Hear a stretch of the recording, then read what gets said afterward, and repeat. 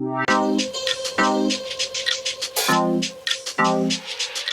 first thing we noticed looking at the vehicle was that this was either a murder or these people had a heck of a lawsuit against General Motors.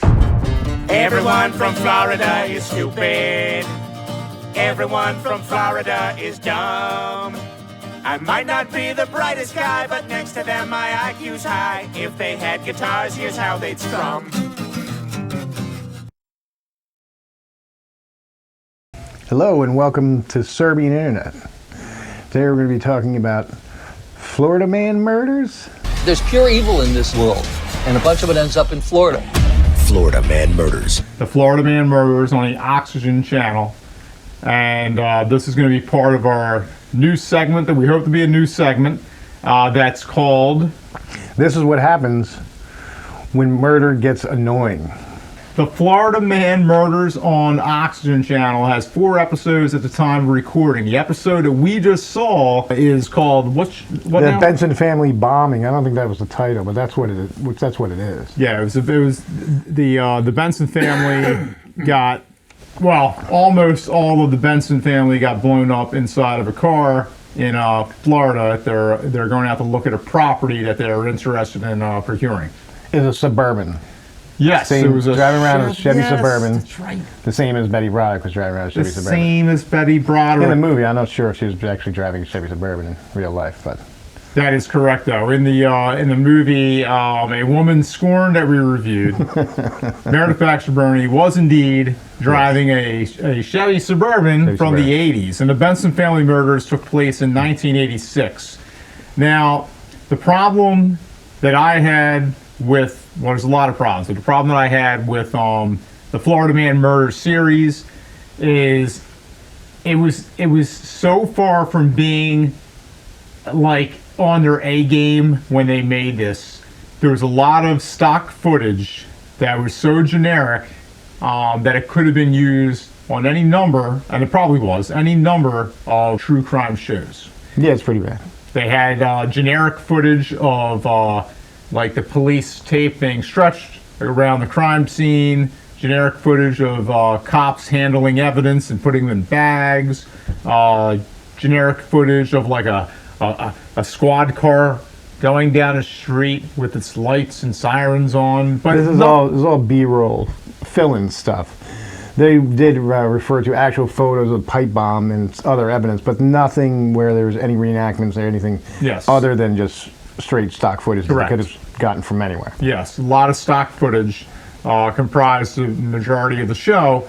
They did mix it in with some actual footage that they had from the news accounts of the day of this case.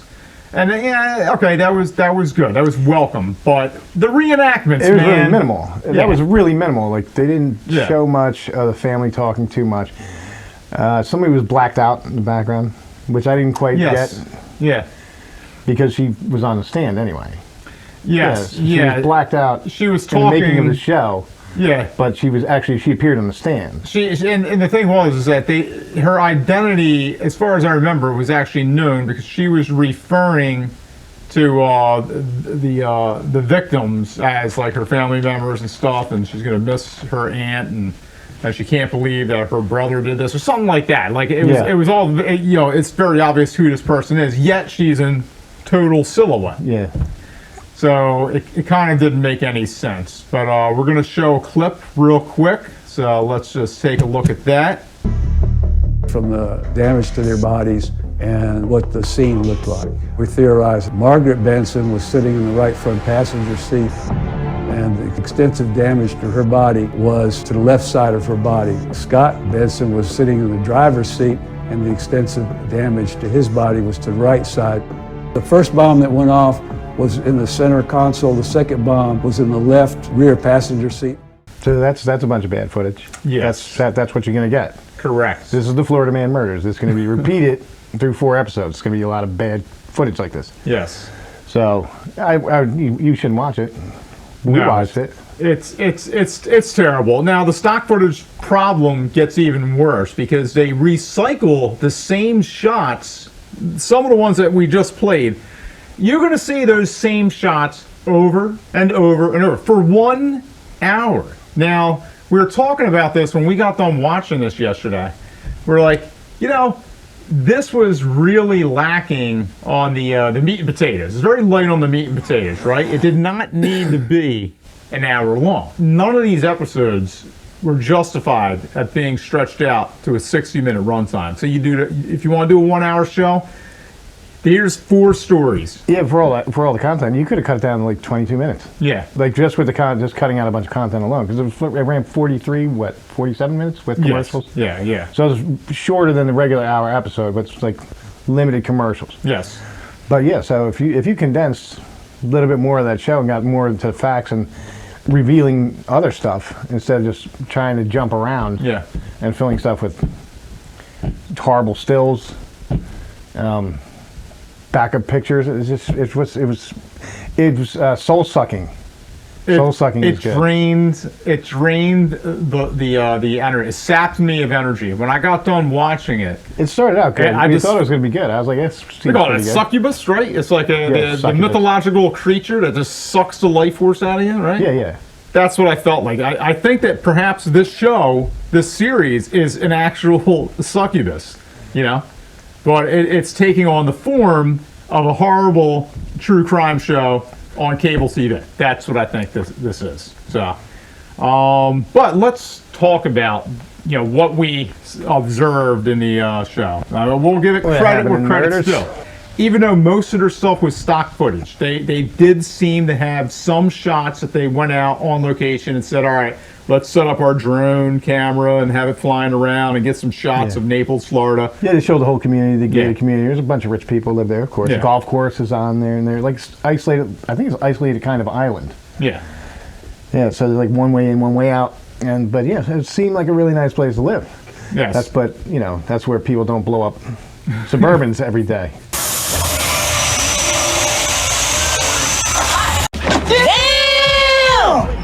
Correct. As the police said on the show, this was not an accident. Yes. Because most of the times cars don't blow up and you can hear it 5 miles away. Because that's a really stupid thing to put in a television show. That is true. He did say that. He did say that. Like he found it odd. Like you go to start a car, they usually just don't explode. So that's when we thought there was something fishy going on. He said this was not an accident. But anyway, they did have some beautiful cinematography in the show, so I'm going to give them credit for that. They had nice looking visuals. But the problem that I had with the shots they were getting, the ones that were not stock footage shots, right? The beautiful shots that they were getting, the scenic shots of Florida, the scenic shots of the area where the crimes took place. The problem was there was no dressing up these locations to look like it's 1986 Naples, Florida. It was all present-day vehicles, present-day people walking around with present-day fashion and present-day smartphones in their hands and all this stuff. And they would intersplice like some of this as they're telling a story and say, like, for example, they'll say that Scott, who was a very complicated person, but he is the son of a woman who was a young girl when she was pregnant, and her parents hid her pregnancy by adopting her son and then saying that her son was actually her brother. Anyway, so my point is this. So they're talking about Scott. They're showing some footage in the background. They're saying Scott was an avid tennis player. He was doing really good. Scott liked cocaine. Scott liked cocaine, okay? And Scott liked strippers. And Scott liked dirty strippers. So these are all things that, time to bring in some, reenactors and let them, show us the story of Scott. So instead, what they chose to do was they had like extreme close-ups of, say, for example, a guy's arm swinging a tennis racket or whatever. They never showed like an actor playing Scott. It was just parts of an actor that we assumed, I guess that's Scott. However, for example, when they started talking about his cocaine habit, and they're theorizing that, well, maybe some drug dealers got angry and they wanted to seek vengeance on him for a drug deal gone bad or whatever. So to show the drug deal, they got a close-up of a guy's wrist and hands and $100 bills that were all from now. They're all $100 bill. The redesign for now, where Franklin, right? Yeah, Ben Franklin's on Ben the $100 Franklin's bill. shifted over off center to the left or something like Which that. is newer bills. Which are the newer bills, Yeah. right? They were not around in the 1980s. It's just crap like that. It's just lazy, man. You're in Hollywood already. This stuff, these prop bills are readily available to you. You just sit there and say, hey man, we need to get some prop bills circa 1980. Something looks like that, whatever. And they'll send them over to you. Well, and then the cocaine thing was there was just a bag of cocaine that someone cut open, and there's a quick shot of cocaine getting chopped up and cocaine falling off a playing card. And the stripper was just a general backside shot of some girl and just someone stuffing money in there. It was no headshot, no actual person, just shot from behind with someone seated in front of her and just putting money in her. Not even no facial shot of him either, really. Maybe a slight turn by the back of his head, mostly. Correct. So that's cheap. It's just a cheap way to do stuff. It was absolutely horrible, and we were talking earlier. By the way, this is I think the 20th take for this episode. We keep having problems behind the scenes, right? We're not going to get into it, but the point is that we've had a lot of problems with this one particular episode, but we think we're gonna get through it this time. But we previously talked about what is going on? Trying to make What are you doing? Trying to see how useful it is.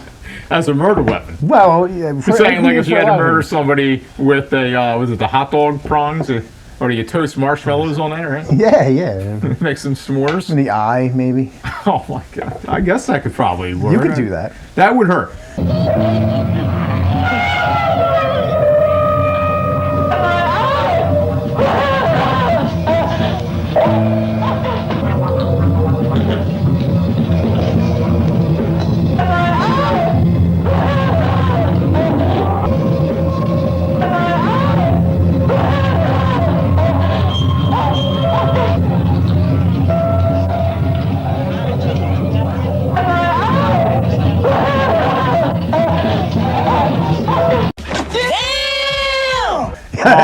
I think it would hurt. Let me see if I can figure out where we left off here. So, we were talking earlier about the show. Oh yes, yeah. We're talking earlier about the show and the motivation behind it, and it seemed like it was just a cash grab because it seemed like the Oxygen Channel has really re-geared their programming to be more true crime oriented and gotten amping away. It up, trying to get as much content as they can. Yes, and it looks like they're getting away from the female-centric dramas and saying let's make this the investigation discovery part 2. You know what I mean? Anyway, which brings me to the theory that the creators of Florida Man Murders are just taking advantage of the situation and saying, yeah, we can provide you, your network, with another true crime show. So they sign a contract, they get the money, and then they go back and they say, listen, how do we make this thing as cheaply as possible? Lots of stock footage, don't hire anybody to do reenactments. If we need any actors in the video, maybe we'll just get some of our production assistants and say, listen, we're just gonna be laying on the ground real quick. We're gonna throw some ketchup on your back, pretend you're dead, and we're gonna have an out of focus shot where we just see your arm and your blurred body, and then that's gonna be it. We're not getting any actors. And the reason I'm saying this is because everybody who's a fan of these true crime shows like us, some of the best ones have the most memorable reenactments, and they can be memorable for the acting, but they could also just be memorable not because of the acting, but just because you are getting the visual recreation of what it could be a lot of reasons. It could be a bad scene. It could be a bad reenactment. It could be a bad reenactment. Yes. Yeah, it could be funny because it's bad. How bad it is. I didn't even think about that. But correct. Yeah. 100%. It could be funny. That doesn't seem like that could ever happen. But they reenacted it in such a way that's that's bizarre. Correct. It doesn't really work. But that's why you laugh at it. But that's what makes it fun.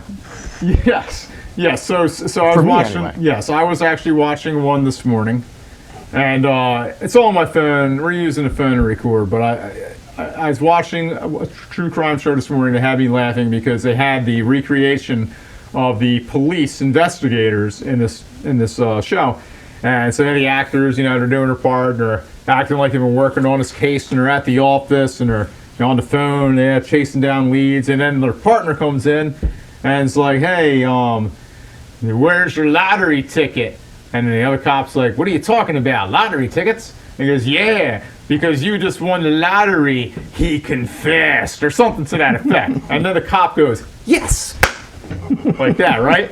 Well, I mean, in real life, who knows what the guy did in real life? But, Yes. but that's the actor chose to do that, or the director chose to tell the actor, this is what I want you to do, and it was hilarious. And I'm sure it wasn't meant to be. It was supposed to be like very monumentous, like, oh my God, they did it. They got this bastard, but instead I'm just laughing. Yeah, but anyway. Yeah.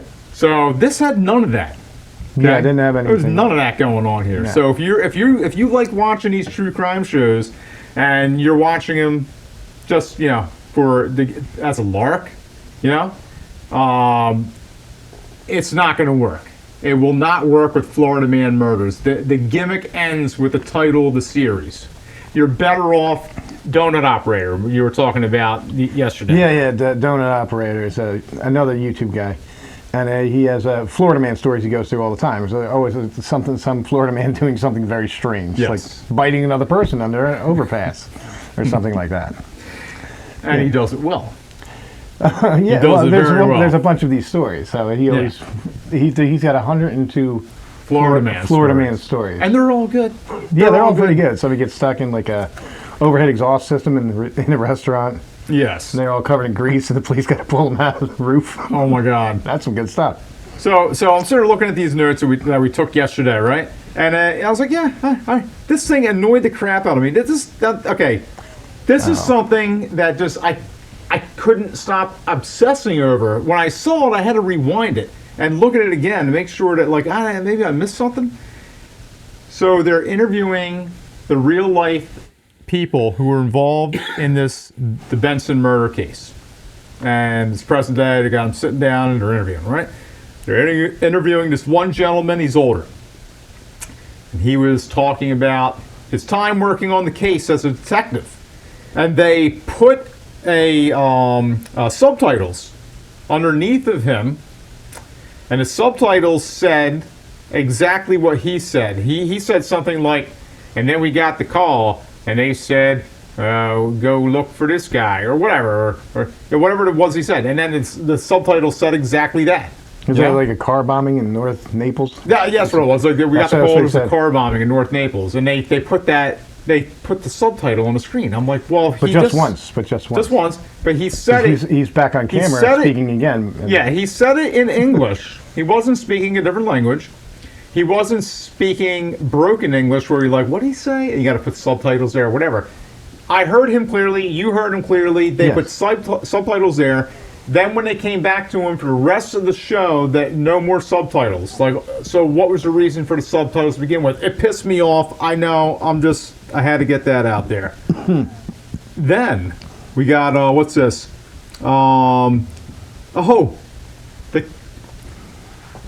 So there was only one survivor of the car bombing, and the way the car bombing played out was this: this rich family, who were the daughter was an heir to the tobacco fortune. Tobacco fortune. Universal Leaf Corporation, your Universal Leaf Company. Big Sig. Yes, big cigarettes. Yes, That's they were right. sold. They were sold off to Philip Morris. Correct. So the big cigarette company. What the hell's it called? Big Leaf. What the hell is that? Universal Leaf. Universal Leaf. Universal Leaf. That Right? was the name of the company. Yes. So they got billions of dollars, right? Anyway, so they're looking for a property, and they're going to go out in the family truckster, right? They're going to load up in a family truckster and go head out to look at this new property, right? So this There's guy, no secrets here. There's a car bombing. there's so a car bombing. We already know what's coming. Yeah. So Steven, he is, it's so weird because once the Scott situation happened where Scott was like adopted by his grandfather and then raised as a son and then made to be the brother of his own mother, and then And then then Stephen is also a brother of the mother, Yes. whose son is Scott, but it's really his nephew. And again, it's very confusing. The family tree is stumped. Yeah. It's a stump. I don't know. It stumped me. So the Stephen okay. guy. The Stephen guy, though. We got to talk about his glasses. Right? Yeah, he had some big glasses. How big were his glasses? They're probably about almost 4 times as big as regular modern day glasses. Very large. It's like Elton John walking around everywhere with regular glasses on. Yes.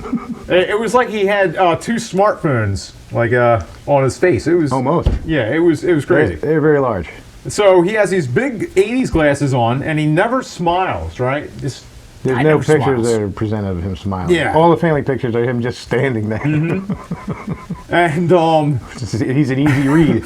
If you know who wants to kill somebody, it's the guy in the family picture that never has a smile on his face. oh my God! And the thing is that they're sitting there. They introduce so they're in the driveway, and then Steven's like saying, I forgot the tape measure. That's what he says. Yeah, he's like, I want you to sit right here, and I want you to sit right there. How about you drive, Scotty? And it's like all this weird crap. They're saying that he was arranging them in the car. And I've ridden in many cars before with other people, and maybe when I was a kid, a little kid, I always wanted to sit up front because all the kids would want to ride shotgun, right? Yeah, of course. So that was like about the only time I remember where a grown person was like, no, you sit over there, and make you go sit in the back seat. But these are all adults going to get in the car, and for some reason, the Stephen guy, apparently they're saying, is orchestrating where everybody's sitting just to go ride over to look at a property. It makes no sense. Yeah.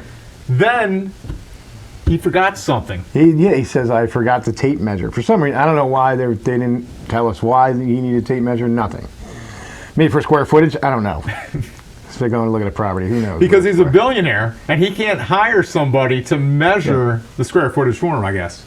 But once he goes inside to retrieve that pesky tape measure, what happens to his family? Oh, they blow up, man. They blow up good. They blow up. Yeah. All right? But the police are like, I wonder if he did it. I wonder if the one guy who didn't get blown up did it.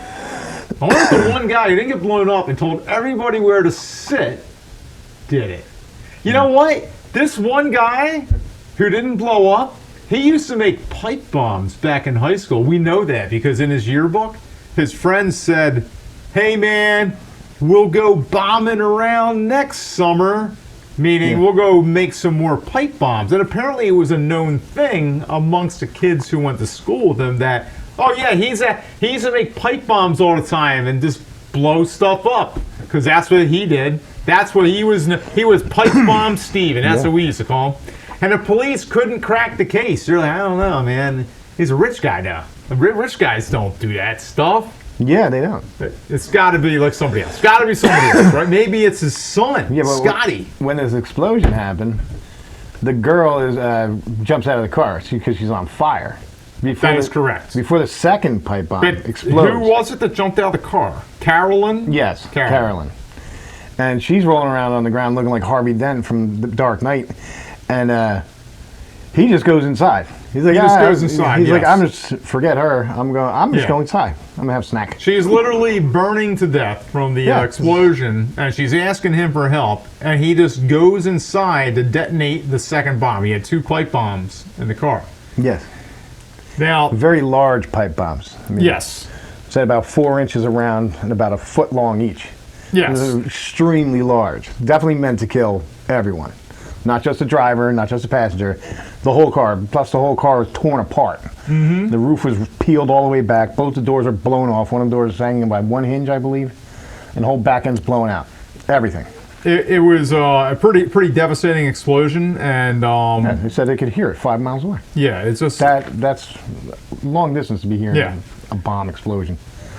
So I'm skipping a lot of stuff that I wrote down because it is a very bad show, and it really isn't worth going over like all the different intricacies of what happened in this case. So I'm just kind of like perusing around on my notes here, trying to see if there's anything worth really talking about. Oh, here's one. Okay. So this is one of the frustrating things or annoying things Yeah. about this show.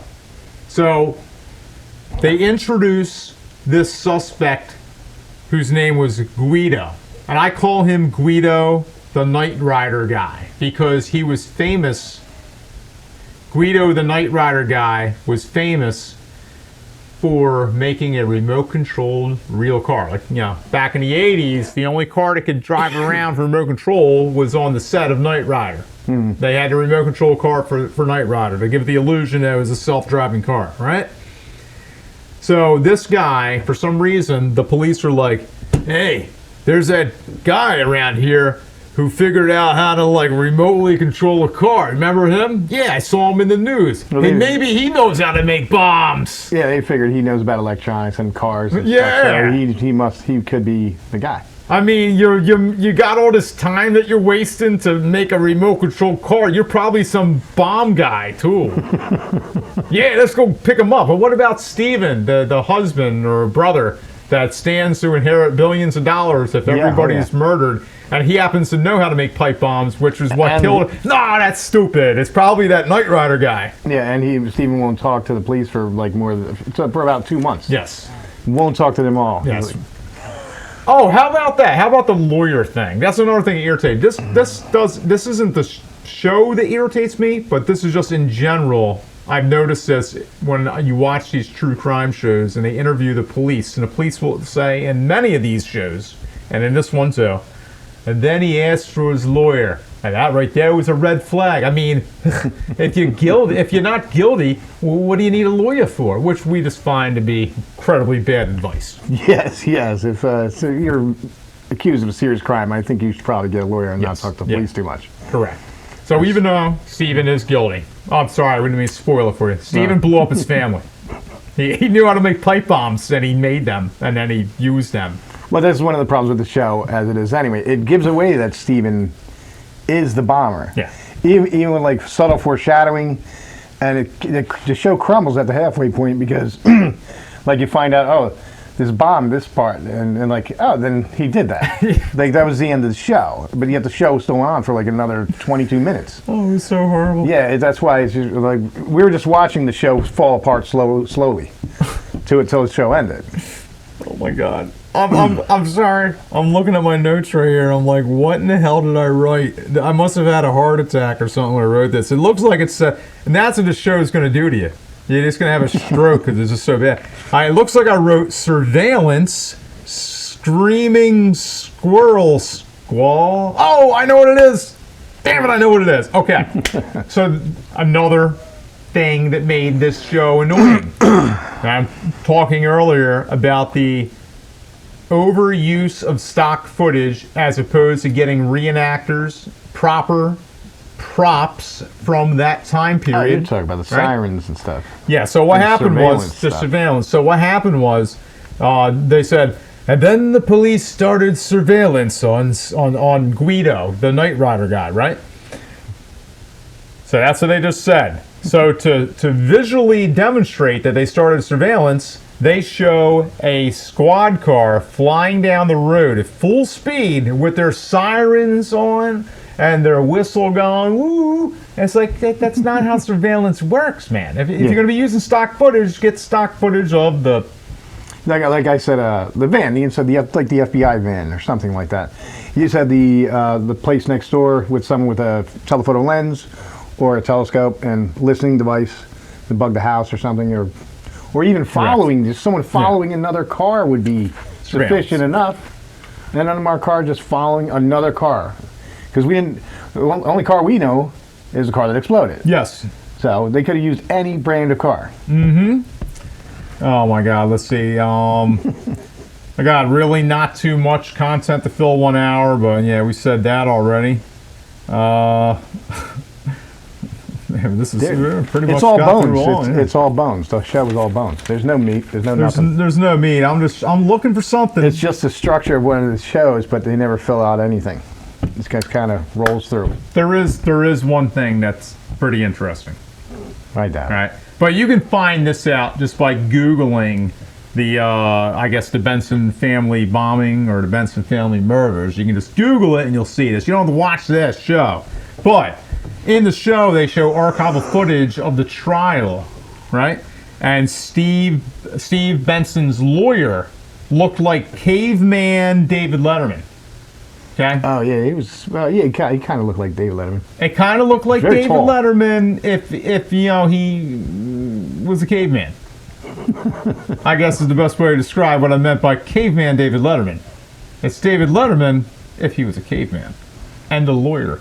It's David Letterman dressed up as a caveman. Unfrozen caveman lawyer. Yeah. Oh my God. Okay, so that's a good one, Phil Hartman. And Of course it is. Oh, and the best part about the Florida Man murders, which is actually the worst part, or one of the worst parts.